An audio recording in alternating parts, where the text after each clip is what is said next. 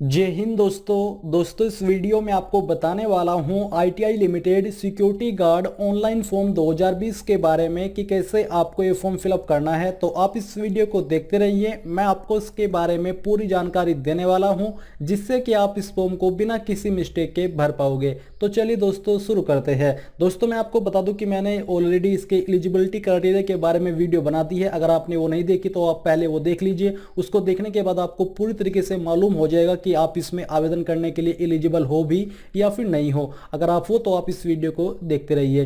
तो यहाँ पर अभी आपके सामने आईटीआई लिमिटेड की ऑफिशियल वेबसाइट है और जैसे आप यहाँ पर करियर सेक्शन पर आते हो तो इस पर आने के बाद यहाँ पर आपको इस भर्ती के बारे में जो अनाउंसमेंट किया गया है उसकी जानकारी देखने को मिल जाएगी। आप यहाँ पर देख सकते हो सिक्योरिटी गार्ड की पोस्ट है। 19 मई 2020 को ये अनाउंस हुई थी और 2 जून 2020 तक आप आवेदन कर सकते हो। अप्लाई ऑनलाइन का लिंक यहाँ पर दिया गया है। मैं आपको डायरेक्टली अप्लाई ऑनलाइन का लिंक ही वीडियो की डिस्क्रिप्शन में देने वाला हूँ। तो इसके ऊपर क्लिक करने के बाद आपके सामने ये इंटरफेस आ जाएगा। अब यहाँ पर आपको नीचे आना है और नीचे आने पर आपको नीचे प्रोसीड के ऊपर क्लिक कर देना है। इसके ऊपर क्लिक करने के बाद आपके सामने एक न्यू इंटरफेस आ जाएगा। उसके लिए आपको थोड़ा सा वेट करना है क्योंकि प्रोसेसिंग हो रही है। तो यहाँ पर दोस्तों आपके सामने इंटरफेस आ चुका है। तो चलिए एक एक करके सभी जानकारी भरते हैं। तो सबसे पहले है नेम। तो यहाँ पर आपको अपना नेम भरना है जो कि कैपिटल के अंदर भरना है और 10वीं की मार्कशीट के अनुसार आपको ये नाम भर देना है। तो चलिए हम यहाँ पर इसको भर देते हैं। If ex serviceman indicate number and bank. अगर आप एक्स सर्विसमैन हो तो आपको यहाँ पर नंबर एंड रैंक आपको इंडिकेट यानी कि लिखनी होगी, नहीं तो आपको खाली छोड़ देनी है अगर आप फ्रेशर हो। फादर नेम यानी कि आपके पिताजी का नाम, तो जो भी आपके पिताजी का नाम है वो यहाँ पर आपको एंटर कर देना है।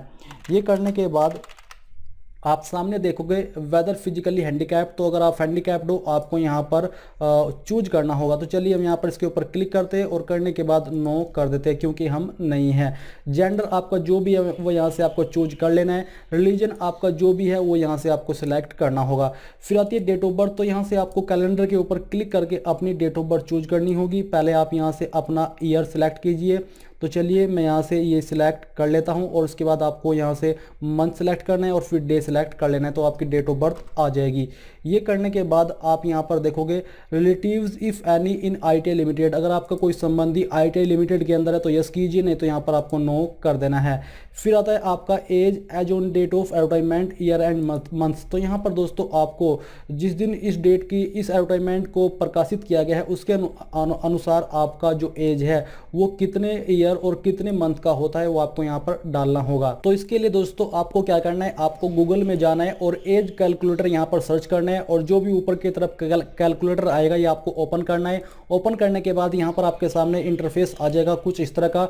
डेट ऑफ बर्थ, यहाँ पर दोस्तों आपको अपनी ऊपर की तरफ डेट ऑफ बर्थ भरनी है और नीचे की तरफ आप देखोगे age at the date of, यानी कि किस डेट तक आप अपनी एज काउंट करना चाहते हो, जो कि आपको काउंट करनी है मई 19 2020, क्योंकि मई 19 2020 को ही ये नोटिफिकेशन जारी हुआ था। तो आपको यहाँ पर इसके ऊपर कैलकुलेट के ऊपर क्लिक करना है।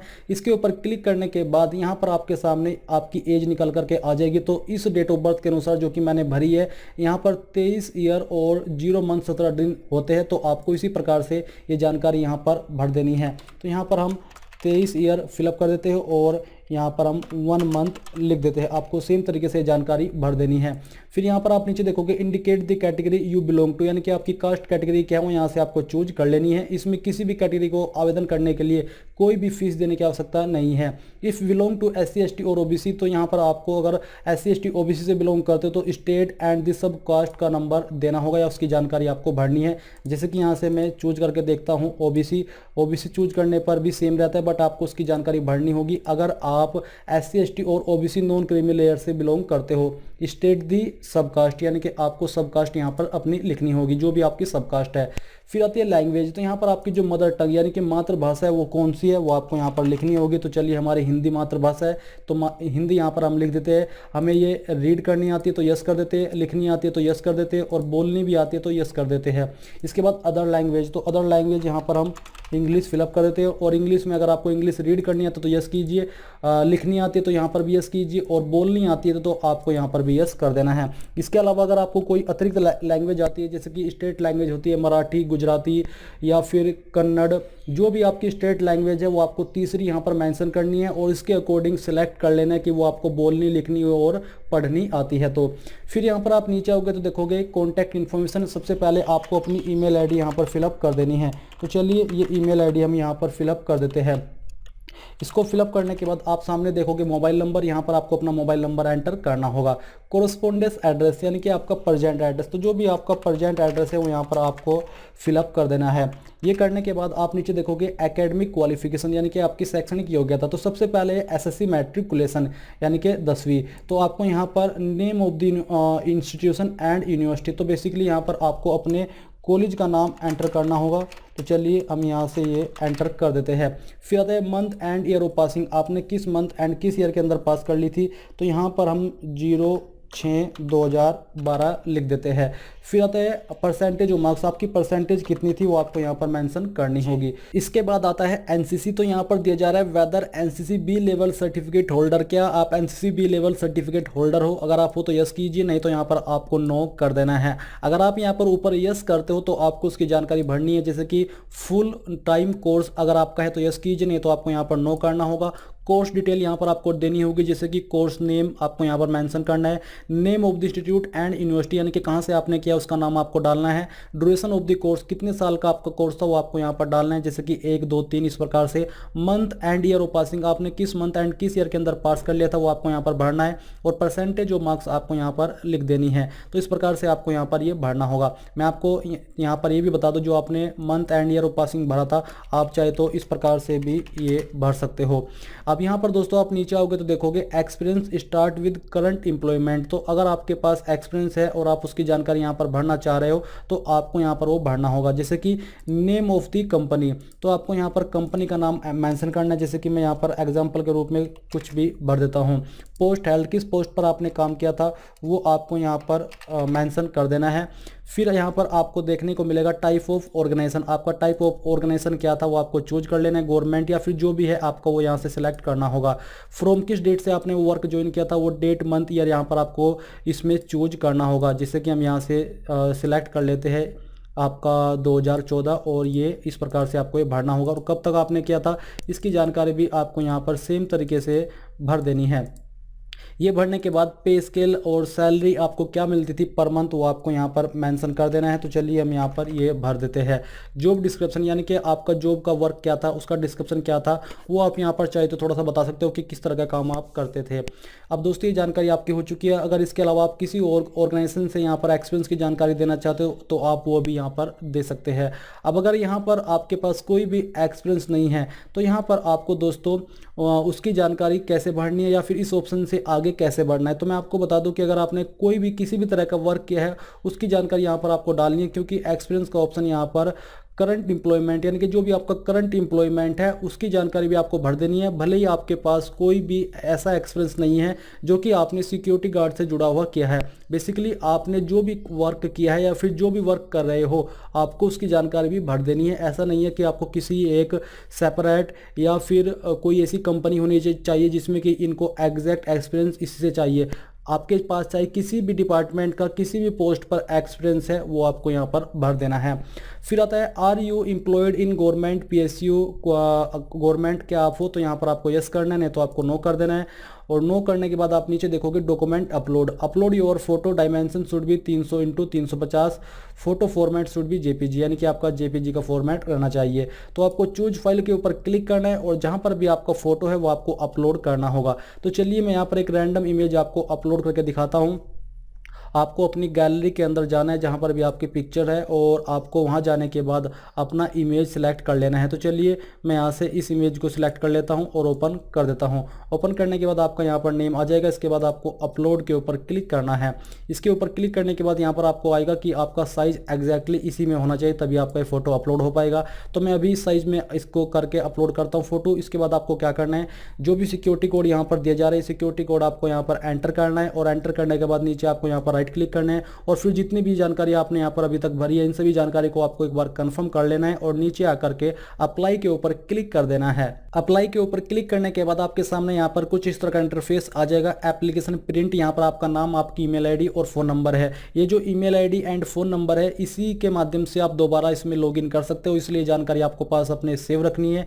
और इसके बाद आपको यहाँ पर प्रिंट के ऊपर क्लिक करना है और प्रिंट के ऊपर क्लिक करने के बाद आपके सामने आपके फॉर्म का प्रिंट आ जाएगा, जो कि कुछ इस प्रकार का होगा जैसा कि आप यहाँ पर वीडियो में देख सकते हो। ये आपका फॉर्म कंप्लीटली फिलअप हो चुका है। यहाँ पर आपको डिस्क्लेमर दिया जा रहा है। अब आपको क्या करना है, इसको प्रिंट करा लेना है, यानी कि इसको साइबर कैफे में जाकर के आपको प्रिंट कराना होगा। सिग्नेचर यहाँ पर आपको अपने करने होंगे जहाँ पर सिग्नेचर दिया जा रहा है। अब दोस्तों आपको आगे का प्रोसेस कैसे करना है वो मैं आपको बता देता हूँ। अब दोस्तों यहाँ से आपको इसके ऑफिशियल नोटिफिकेशन पर जाना है, पर उसके पहले आप यहाँ पर ऑफिशियल वेबसाइट पर आइए जहाँ पर आप देख सकते हो नोटिफिकेशन। नीचे आप ये भी देखोगे प्रिंट ऑलरेडी सबमिट एप्लीकेशन, यानी कि अगर आप जो आपका फॉर्म सबमिट हो चुका है उसको प्रिंट दोबारा करना चाहते हो तो आप इस लिंक के ऊपर क्लिक कीजिए। इसके ऊपर क्लिक करने के बाद यहाँ पर आपको अपनी ईमेल आईडी और फोन नंबर डाल करके इसको प्रिंट कर लेना है। बट अभी आपको ये फॉर्म कैसे सेंड करना है और किस एड्रेस पर सेंड करना है इसके बारे में बात करते हैं। तो यहाँ पर जैसे आप ये नोटिफिकेशन ओपन करोगे तो आपके सामने इसका ऑफिशियल नोटिफिकेशन आ जाएगा। इसमें आप एलिजिबिलिटी की जानकारी तो देखोगे ही, बट यहाँ पर आप नीचे आकर के इसका प्रोसेस जानोगे। तो यहाँ पर दिया जा रहा है जैसे आप अपना एप्लीकेशन फॉर्म सबमिट कर ले तो आपको उसकी हार्ड कॉपी यानी कि उसका फॉर्म का प्रिंट, साथ ही जो यहाँ पर डॉक्यूमेंट नीचे लिस्ट किए गए हैं ये डॉक्यूमेंट आपको फॉर्म के साथ अटैच करके भेजने होंगे। यहाँ पर ये भी दिया जा रहा है without hard copies of application with relevant documents candidates will not be included in this short list, यानी कि अगर आप का जो फॉर्म है वो जो जरूरी डॉक्यूमेंट है उनके बिना वहाँ पर जाता है तो आपका फॉर्म शॉर्ट लिस्ट नहीं किया जाएगा, यानी कि कंसिडर नहीं किया जाएगा। तो इसमें नॉर्मली आवेदन करने के लिए ऑनलाइन माध्यम से आपकी अंतिम तिथि 2 जून 2020 है, पर फॉर्म की हार्ड कॉपी सेंड करने के लिए आपको 8 जून 2020 तक का समय दिया गया है और यहाँ पर कोई एप्लीकेशन फीस भी पे आपको नहीं करनी है। तो आपको क्या करना है, आपको जो आपका प्रिंट है वो और साथ ही जो यहाँ पर डॉक्यूमेंट मेंशन किए गए हैं इनमें से जो भी डॉक्यूमेंट आपके ऊपर एप्लीकेबल होते हैं, जैसे कि आपकी 10वीं की मार्कशीट तो आपको भेजनी है। अगर आप SC ST या OBC कैंडिडेट तो आपको सर्टिफिकेट भेजना होगा, उसकी फोटोकॉपी ओरिजिनल नहीं।